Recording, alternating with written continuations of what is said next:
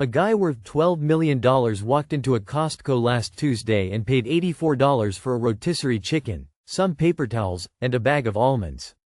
No coupons. No price matching. No negotiation. Full price, no hesitation. Then the next morning he spent 45 minutes negotiating the labor rate at a local auto shop down by $30 an hour. That is not a contradiction. That is a strategy. And nobody ever taught you this because the people who know it do not want the price of their advantages to go up. Here is why this matters to you personally. You have been told your whole life to clip coupons at big stores and to never haggle because it is awkward or rude. That advice keeps you poor. The real game being played by people who build serious wealth operates on completely different rules. Rules that feel backwards until someone explains the actual logic. So let me explain it. The Costco scenario is not about the chicken. The $12 million guy is not paying $84 because he does not care about money. He cares deeply about money. That is why he is there. Costco's prices on bulk goods are already compressed to near zero margin. The rotisserie chicken is literally a loss leader. Costco sells it below cost to pull you through the door. Negotiating at Costco is mathematically pointless. The price is already the floor. You cannot go lower than the floor. But here is what most people miss.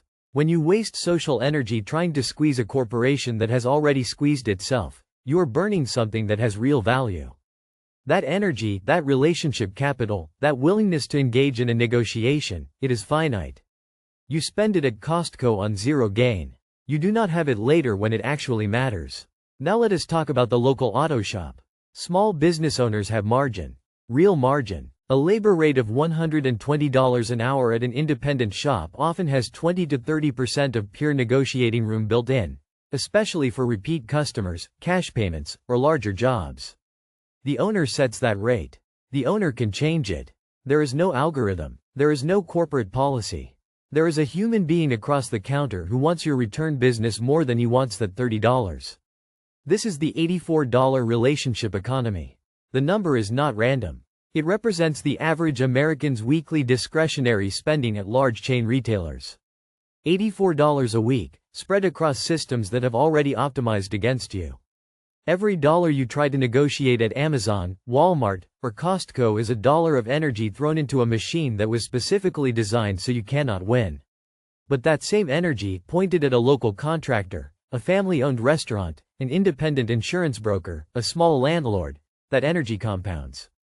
It builds relationships. And relationships in local economies are where real financial leverage lives for regular people. If this surprised you, subscribe right now. We cover the mechanics of wealth that financial media skips because it does not sell ads from the corporations that benefit from your confusion. Here is the second layer. And this one is the one that actually changed how I think about spending entirely.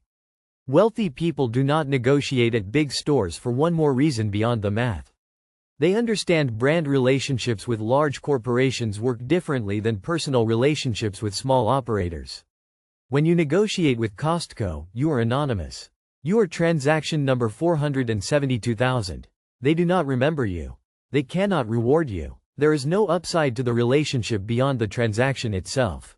When you negotiate respectfully with a local business owner and you do it right, meaning you become a regular, you refer friends, you pay on time, that owner starts giving you things that money cannot buy at Costco. He calls you before the price goes up. He fits you in when he is booked.